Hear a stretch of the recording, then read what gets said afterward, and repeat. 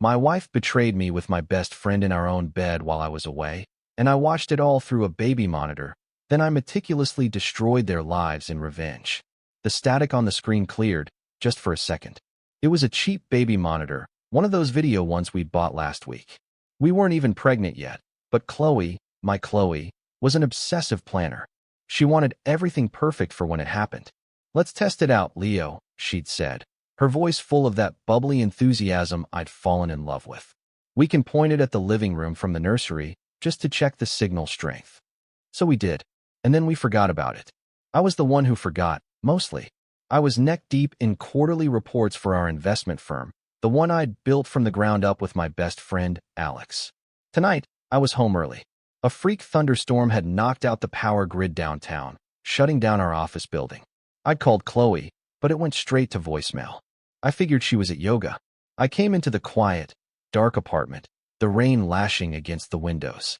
I made myself a drink, sat in my favorite leather chair, and for some reason, my eyes fell on the parent unit of the baby monitor sitting on the end table. I hadn't even realized it was on. The screen was mostly static, a fuzzy gray snow. I picked it up, ready to turn it off, when the image flickered into life. And my world ended. It wasn't pointed at the living room anymore. It was pointed at our bed. My bed. The signal was choppy, distorted, like a scene from a found-footage horror movie. But it was clear enough. Two bodies, tangled in our expensive Egyptian cotton sheets. One of them was Chloe. My Chloe. Her head was thrown back, her blonde hair a mess on my pillow. And the other person wasn't a stranger. It was Alex. My best friend since we were scrawny kids stealing apples from Old Man Hemlock's orchard. My business partner. The best man at my wedding. He was on top of her. The monitor had no sound, which was somehow worse. It was a silent movie of my own personal apocalypse. I saw her hand, the one with the wedding ring I'd spent 3 months' salary on, gripping his back. I saw the look on her face, an expression of raw, unbridled ecstasy I hadn't seen in years. Not with me. It wasn't the look of someone making a mistake.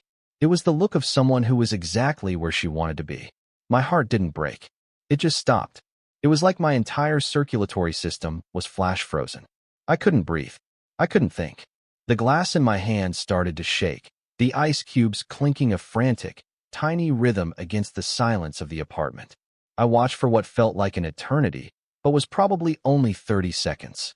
Every movement, every silent gasp, every twist of their bodies was seared into my brain like a branding iron. This wasn't a slip-up. This wasn't a drunken mistake. This was practiced. Familiar. The way he moved, the way she responded, they knew each other's bodies. The thought hit me like a physical blow, knocking the air from my lungs. How long? How many times? How many late nights at the office was he not at the office?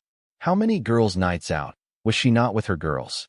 The fuzzy screen was a portal into the truth of my life. I was a prop, a convenience. My entire marriage, my deepest friendship, it was all a stage play, and I was the only one who didn't have the script. Something inside me shifted. The shock, the ice in my veins, it didn't melt into sadness or grief. It hardened. It crystallized into something cold, sharp, and heavy. It was rage, but a quiet, patient kind.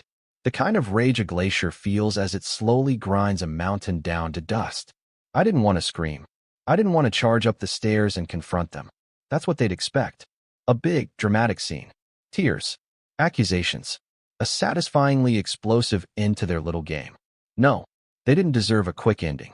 They deserved to have their worlds dismantled, piece by piece, just like they had dismantled mine in front of my eyes on a cheap, static-filled screen. I carefully placed the whiskey glass on the table. My hand was perfectly steady now. I pulled out my phone, my fingers moving with a precision I didn't know I possessed. I aimed the phone's camera at the monitor's screen, and I started recording. The quality was terrible. It was grainy, blurry, silent. But it was undeniable. I recorded a full minute of their betrayal. Then I saved the file, tucking it away in a secure folder in the cloud, a little digital hand grenade waiting for the right moment. Then I stood up, walked to the front door, and let myself out as quietly as I had come in. I walked back out into the lashing rain, my suit getting soaked through in seconds. I didn't feel the cold. I didn't feel the water running down my face. I just walked. And as I walked through the storm, a plan began to form. A plan not of loud, violent revenge, but of a slow, meticulous, and utterly devastating annihilation. They thought they were building a new life on the ruins of mine. They had no idea I was about to become the architect of their downfall. And I would build their prison with the very tools they had handed me: their greed, their ambition, and their lies. The next few days were the performance of my life. I had to pretend that the world hadn't ended on a Tuesday night. I went home, hours later, feigning exhaustion from a long day at the office, which I claimed had its power restored late. Chloe was there, glowing. That's the only word for it. She was radiant, humming to herself as she made a late dinner. The smell of garlic and basil, smells that used to mean home, now turned my stomach. "Hey, babe," she said, turning to kiss me. Her lips were soft. I felt nothing but revulsion. I forced a smile. "Rough day." "You have no idea," I said, the double meaning a private, bitter joke. She bought it completely. She chattered on about her day, about a new collaboration for her lifestyle blog, The Gilded Life, which was her pride and joy. It was all about curating an image of effortless wealth and taste. She had a respectable following, but she was desperate to break into the next tier, to become a real influencer. She talked about a potential sponsorship from a luxury brand, her eyes sparkling. Alex was saying he might be able to put in a good word. She mentioned, so casually, it was almost an art form. "He knows the marketing director." I just nodded, my insides churning. "That's great, honey." Seeing Alex at work the next morning was the real test. He clapped me on the shoulder, a big, phony grin on his face. "Leo, my man, you look like you've seen a ghost." "Just tired. Long night," I said, meeting his gaze. I searched his eyes for any flicker of guilt, any sign of the man I once knew. There was nothing. Just the same old charismatic, confident Alex. He was the face of our firm, a master at schmoozing clients and closing deals. I was the numbers guy, the strategist, the one who made the engine run while he polished the hood. We'd been the perfect team. Now I saw him for what he was, a parasite, feeding off my work, my life, my wife.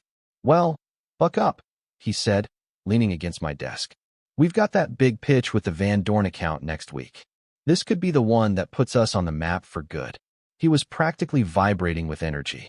The same energy I'd seen on the monitor. This was the opening I needed. "About that," I said, keeping my voice level. "I've been running some new models. I think we're being too conservative." This got his attention. Alex loved risk, especially when it promised a big, flashy payoff. I was always the cautious one, the hand on the brake. I was thinking. I continued, pulling up a series of complex-looking charts on my screen. Charts I'd spent the entire previous night fabricating. What if we leveraged the Clarion Holdings portfolio? We could triple our proposed investment. The upside is astronomical. It's a bit of a maverick move, but if it pays off, I watched his eyes light up. Greed. It was so predictable. He didn't understand the deep mechanics of the market like I did. He just saw the big, shiny number at the end. He didn't see the house of cards I was building into the foundation of this proposal. Clarion Holdings was a bubble, a volatile tech stock pumped up on hype and speculation. It was going to pop. I knew it. The real data, the data I had hidden away, screamed it. But the data I was showing Alex? It told a story of a rocket ship about to take off. "Leo, you magnificent bastard," he breathed, staring at the projected profits. "This is brilliant. Why didn't you think of this sooner?" "Just needed a fresh perspective," I said, my voice deadpan. He spent the next hour talking about it, taking my idea and making it his own, spinning it into a grand narrative of his own genius. "I'll handle the pitch," he declared. "You've done the hard part, the numbers. I'll sell the dream." Perfect. He was attaching his name, his reputation, his very essence to this ticking time bomb, and I was going to hand him the detonator. Phase 1 of the plan was in motion. The professional annihilation of Alex. But that was only half of it. Chloe required a different approach. Her currency wasn't just money, it was image, social status, the adoration of her followers. I needed to poison that well, but not by attacking her directly. I needed to give her exactly what she wanted, and let her hang herself with it. A few nights later, I was scrolling through my old contacts. I stopped on a name, Julian Croft. Julian was an actor, a damn good one, but he'd never quite made it big. He had the looks, the charm, but not the luck. We'd been college roommates for a year. Last I heard, he was doing dinner theater in New Jersey and waiting tables to pay the rent. I made a call. "Leo?" Leo Vance. Is that really you? Julian's voice was as smooth and theatrical as ever. We caught up for a few minutes before I got to the point. Julian, I have a proposition for you. It's a role. The best role of your life. It pays well. Very well. I laid it all out. He would become Silas Blackwood, a reclusive, old-money European aristocrat looking to invest in new American lifestyle brands. He was to be sophisticated, enigmatic, and ridiculously wealthy. His target, Chloe's blog, The Gilded Life. You want me to seduce your wife? Julian asked, a note of caution in his voice. No, I corrected him. Nothing physical. I want you to seduce her ambition. Become her patron. Dangle the world in front of her. Private jets, exclusive parties, a feature in Vogue. Make her believe she's finally hit the big time, that she's leaving her small-time life behind for something truly elite. I would fund the entire charade. The rented penthouse, the designer suits, the black car service. Everything. Silas Blackwood would be utterly convincing. And the endgame? Julian asked. The endgame, I said, a cold smile touching my lips for the first time in what felt like a lifetime, is that you get her to invest. Not just her time, but her money. All of it. And then, Silas Blackwood disappears, along with every penny. There was a long pause on the other end of the line. Then, a slow, deep chuckle. Leo, my friend, Julian said. You always were the clever one. When do I start? The next month was a masterclass in deception. On the surface, I was the supportive, if slightly distant, husband. I played the part of a man consumed by the biggest deal of his career, working late, poring over spreadsheets. It gave me the perfect cover to orchestrate my two-front war. Alex was completely hooked. He'd taken my fraudulent proposal and run with it. He was whining and dining the Van Dorn executives, selling them on his visionary, high-risk, high-reward strategy. He was so high on his own supply. He didn't even notice I was subtly altering the company's digital records, creating a meticulous paper trail that made the entire Clarion Holdings investment look like his sole initiative. I fabricated emails from him to me, rejecting my cautious advice. I created memos, signed with a forged digital signature, where he authorized the massive leveraging of our assets. By the time I was done, any auditor would conclude that Alex had gone rogue, drunk on ambition, and bet the entire company against the advice of his prudent partner. Meanwhile, Silas Blackwood made his grand entrance. He didn't just email Chloe. That would be too common. He had a courier deliver a single, long-stem black rose to our apartment with a heavy, cream-colored card. The card read, "True elegance is not about being noticed. It is about being remembered. Your eye for it is remarkable. SB." Chloe was ecstatic. She spent hours trying to figure out who SB was. It was the mystery, the romance of it, that hooked her before they even met. 2 days later, an invitation arrived. An exclusive, pop-up art gallery viewing. An event so secret, it wasn't even on the society pages. I watched her get ready that night. She was electric, trying on 3 different dresses, agonizing over her shoes. I have to look perfect, Leo. This could be huge. You look amazing, honey, I said, my voice a hollow echo. She kissed me goodbye, a quick peck on the cheek, her mind already a million miles away. Julian, as Silas, played his part to perfection. He was waiting for her at the gallery, which I'd rented out for the night, and filled with art from a local college and a handful of paid extras to act as guests. He was the epitome of old-world charm, kissing her hand, speaking in a faint, unplaceable European accent. He didn't shower her with compliments. Instead, he challenged her, critiqued her blog, told her she was playing a small game when she could own the whole casino. Chloe was utterly mesmerized. She came home that night walking on air. Leo, you won't believe it. He's incredible. He's talking about taking The Gilded Life global. He thinks I have the potential to be bigger than Goop. He wants to be my silent partner, my mentor. Over the next few weeks, Silas cultivated her. He took her to dinners at restaurants, so exclusive you needed a password to get a table. He arranged for a chance encounter with a C-list celebrity, another actor on my payroll, who gushed about being a fan of her blog. Every single experience was a carefully crafted illusion, designed to inflate her ego and her ambition until they were a giant, glittering bubble. The affair with Alex, I noticed, began to cool, not because of any guilt, but because Chloe had found a bigger fish. Alex, with his leased BMW and his talk of a single big score, was starting to look second-rate compared to Silas Blackwood and his world of limitless, effortless wealth. I'd see the frustration on Alex's face at the office. He was losing his grip on her, and it was driving him crazy. He became even more obsessed with closing the Van Dorn deal, as if that money was the only thing that could win her back. They were both my puppets, and they were dancing beautifully. Then came the first twist I hadn't planned for. Chloe sat me down one evening, her face uncharacteristically pale. She looked nervous, which was a change from her recent godlike confidence. "Leo, I have something to tell you," she said, her hands twisting in her lap. My first thought was that she was going to confess, that the guilt had finally caught up with her. I was wrong. "I'm pregnant," she whispered. The air left the room.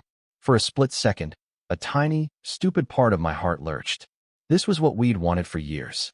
But then the cold, hard reality crashed back in. I did the math in my head. The dates. The timing. I hadn't touched her, not really, in months. My performance as the loving husband had its limits. This baby wasn't mine. It was Alex's. I had to physically grip the arms of my chair to keep from reacting. I had to force my face into a mask of stunned, joyous disbelief. "Pregnant? Chloe, that's incredible." I stood up and hugged her, my arms feeling like lead. I was holding my wife, who was carrying my best friend's child, and I had to pretend it was the happiest day of my life. The irony was so thick it was suffocating. This was the ultimate betrayal, a deeper cut than anything I'd seen on that monitor. And yet, as I held her, a new, darker layer of my plan began to form. This wasn't a setback. It was an opportunity. A glorious, terrible opportunity. Their perfect new life now had a symbol. A child. A child conceived in deceit, who they would soon believe was going to be born into a world of unimaginable wealth and success. The fall would be so much harder now. They wouldn't just be falling alone. The pregnancy changed the dynamic completely. Alex was suddenly back in the picture, not as a lover, but as the concerned uncle. He and Chloe would have these hushed, intense conversations when they thought I wasn't looking. They were planning.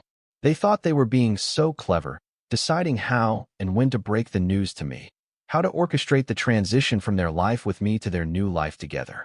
They were waiting for the Van Dorn deal to close. Once Alex was flush with cash, they would make their move. They would tell me the truth, or some sanitized version of it, and expect me to crumble. Chloe, meanwhile, was even more invested in Silas's promises. A trust fund for the baby, private schools in Switzerland, a life she could only dream of. Silas, under my direction, became even more grandiose. He started talking about the final step to secure their global partnership. "To play in the big leagues, my dear Chloe," Julian's smooth voice told her over a speakerphone call I was monitoring.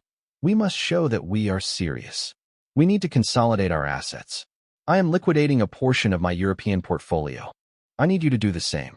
We will create a new joint entity, a holding company for the Gilded Life and its future ventures. It must be a significant investment, a sign of faith." He wanted $500,000. It was a staggering amount, but he had groomed her so perfectly that it seemed like a logical, even exciting, next step. He showed her forged bank statements, a portfolio of non-existent stocks, a whole universe of wealth that was just within her grasp.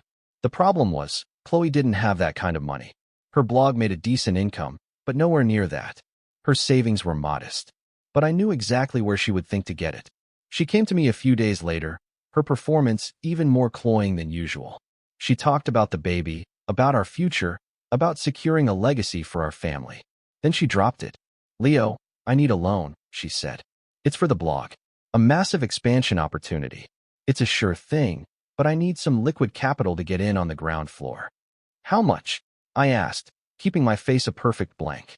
$500,000, she said, not meeting my eyes. She wanted me to give her $500,000 of my money, the money I had earned, the money I had planned for our future, for our child, so she could run away with my best friend after bilking a fake millionaire. The audacity was breathtaking. "Okay," I said. She blinked. "Okay, just like that. You said it's a sure thing," I said with a shrug. "I trust you. You're building a future for our family, right?" I made the wire transfer that afternoon, moving the money from my personal account into hers. It was the most satisfying check I had ever written. I was paying for her ticket on the Titanic. The final pieces were falling into place. Alex was set to give the final Van Dorn presentation in 2 days. The next day, Chloe was scheduled to meet with Silas Blackwood's lawyers, 2 more actors in a rented office, to sign the final paperwork and wire her $500,000 into a shell corporation I had set up in the Cayman Islands. Everything was synchronized. The collapse would be total and simultaneous. The morning of the Van Dorn presentation, Alex was a mess of nerves and adrenaline. He was pacing the office in his best suit, practicing his lines. "This is it, Leo. After today, everything changes." "I know," I said. "You've got this." Chloe sent me a text message around noon. "The meeting is done. It's all official. Silas is a dream. Celebrating with champagne tonight. Wish you could be here." Hugs and kisses. The money was gone from her account. My $500,000 was now sitting safely in my offshore account, untraceable. The trap was set. All I had to do was wait. The call came at 4:15 p.m. It was from Robert Van Dorn himself. Alex was in the room, pouring himself a celebratory scotch, assuming the call was to congratulate him. I put it on speaker. "Mr. Vance," Van Dorn's voice was ice. "I've just had a team of forensic accountants go through the proposal your partner, Mr. Knight, presented to us. I don't know what kind of game you people are playing, but my company doesn't invest in fantasy novels." Alex froze, the glass halfway to his lips. "The Clarion Holdings position is the most volatile, irresponsible asset I have seen in 20 years, Van Dorn continued, his voice rising with anger. "It's a house of cards. A Ponzi scheme waiting to happen. The fact that your firm would leverage its entire capital on it is not just reckless, it's suicidal. We are not only passing on the deal, I am making it my personal mission to inform every financial institution in this city that Vance Knight Capital is a toxic and fraudulent enterprise. You can consider your reputation and your company finished. Do not contact me again." He hung up. The silence in the office was absolute. Alex stared at me, his face ashen. What did he mean? "The numbers, you ran the numbers." "I did," I said, my voice calm. I leaned back in my chair. "And the real numbers said Clarion was a dog. The numbers I showed you, well, they told a better story, didn't they?" Understanding dawned on his face, slow and horrifying. You set me up. You have no idea," I said. I swiveled my monitor around to face him. On the screen was a live feed from a security camera I had installed in the ceiling. It showed a team of auditors, real ones this time, sent from the State Financial Regulatory Board, combing through our files. I made an anonymous tip this morning about a partner who was engaged in reckless, unauthorized trading and falsifying documents to mislead his colleague. All those memos, the emails where you ignored my advice, they're going to have a field day with those. He just stood there, speechless, as the foundations of his world turned to sand. "But why, Leo? Why?" And then I told him. I didn't shout. I spoke in a low, even tone, describing a grainy, silent video on a baby monitor. I described the sight of him and my wife in my bed. His face crumbled. The arrogance, the confidence, it all drained away, leaving behind a pathetic, terrified little man. "Leo, we were going to tell you. I know," I said. "After the Van Dorn money came in.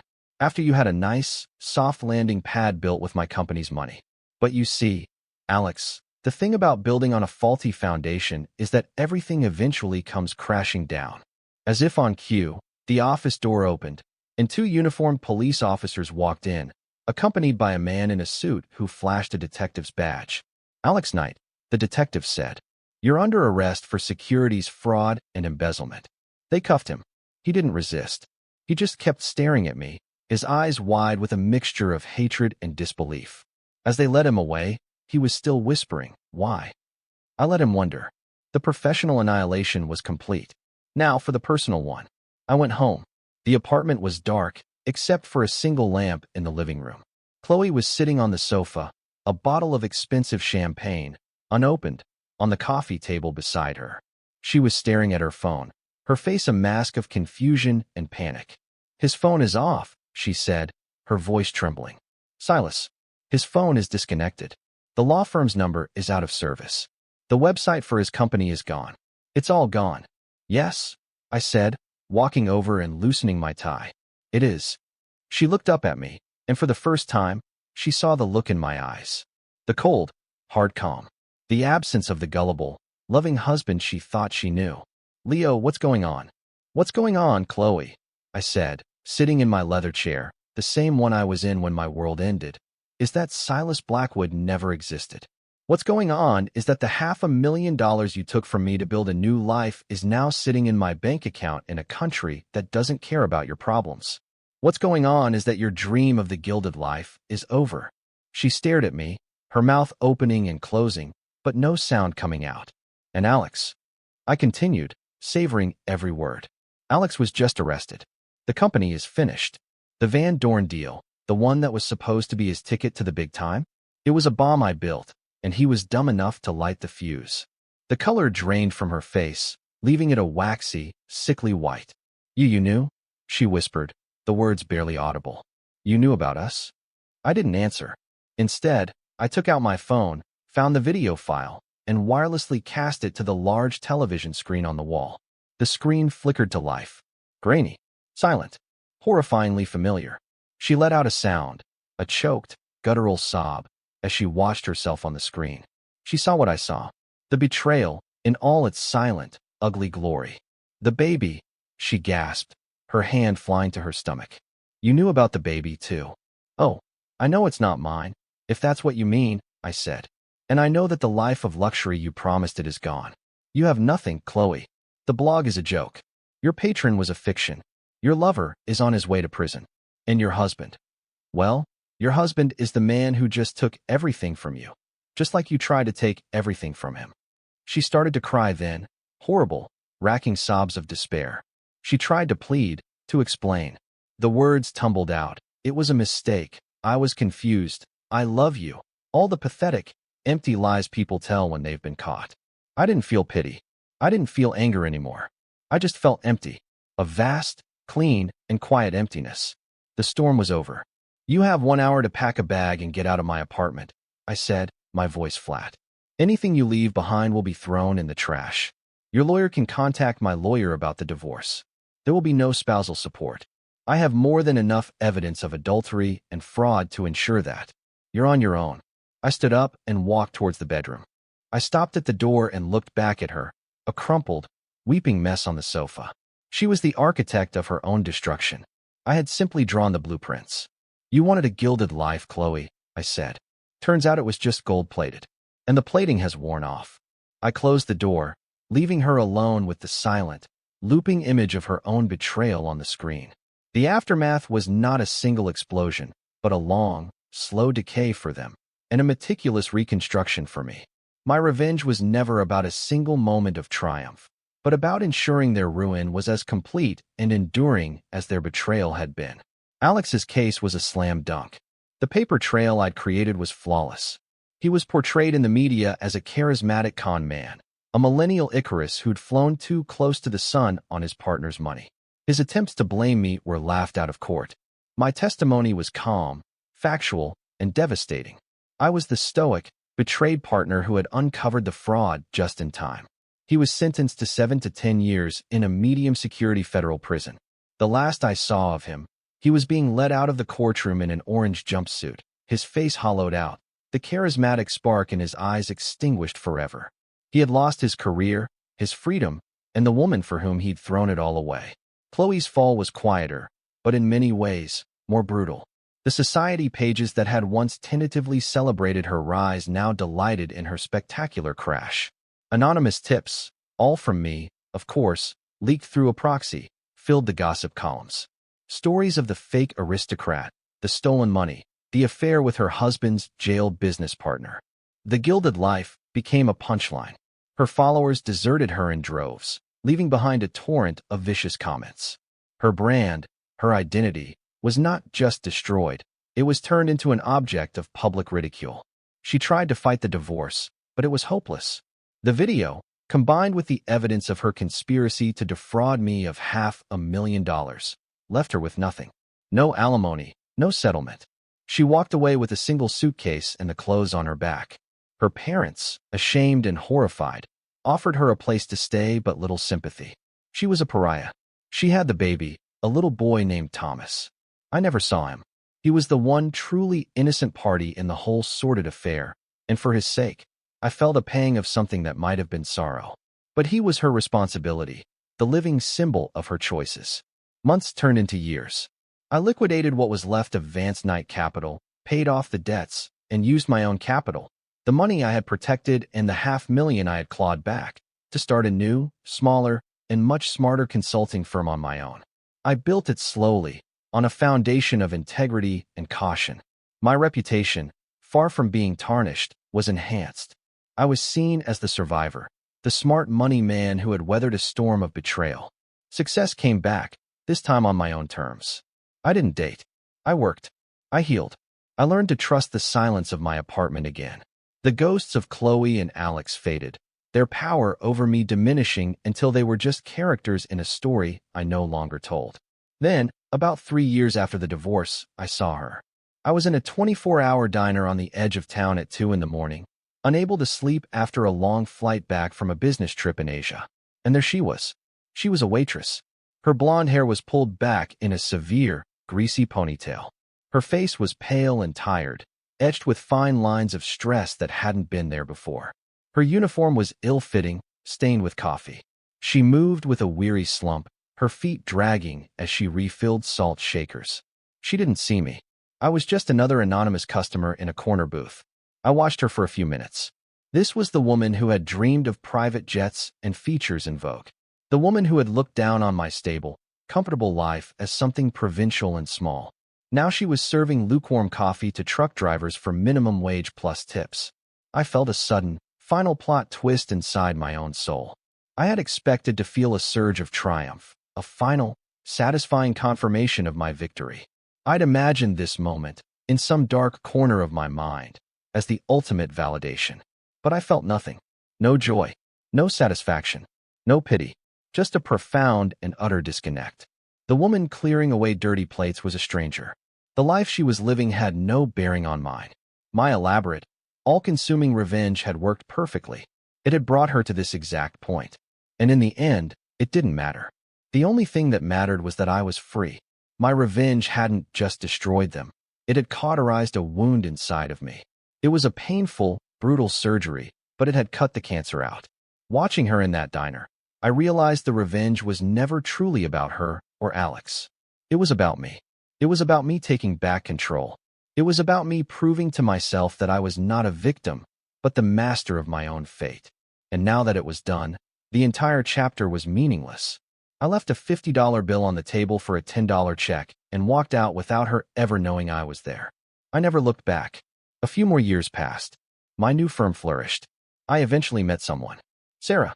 She was a landscape architect, a woman who created beauty out of dirt and chaos. She was quiet, funny, and fiercely honest. Our relationship was built slowly, cautiously, on a foundation of shared values and mutual respect, not on grand, hollow promises. We bought a house in the country, with a big garden for her and a quiet study for me. One day, a letter arrived. It was postmarked from a town in the Midwest I'd never heard of. The handwriting was vaguely familiar. It was from Chloe.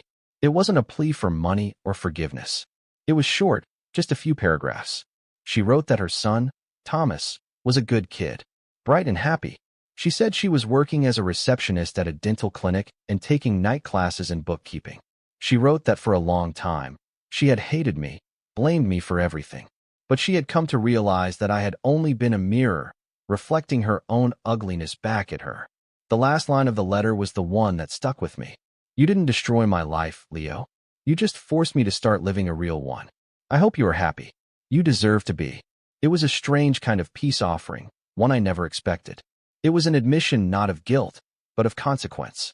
She had finally accepted the reality she had created. I never heard anything about Alex again. I assume he served his time and faded into the anonymity he deserved. Sometimes, late at night, when Sarah is asleep beside me and the house is quiet, I think about that grainy, silent image on the baby monitor. I think about the man I was, the man whose world was shattered in that single moment. And I think about the man I became in the aftermath, the cold, calculating architect of ruin. He feels like a stranger to me now, too, a character I once played in a very dark and complicated drama. My revenge was a success. It was total, it was devastating, and it achieved everything I set out to do. But the greatest victory wasn't their downfall. It was the moment I saw Chloe in that diner and felt nothing. It was the moment I could read her letter and feel a sense of distant closure instead of renewed anger. The greatest victory was that I had walked through the fire and come out the other side, not just unscathed, but remade. They had tried to burn my world down, and instead, they had only succeeded in burning away the parts of my life that were never real to begin with. They left me with the ashes, and from those ashes, I built an empire that was truly my own. And in the quiet peace of that new world, I finally found what they had stolen from me, myself.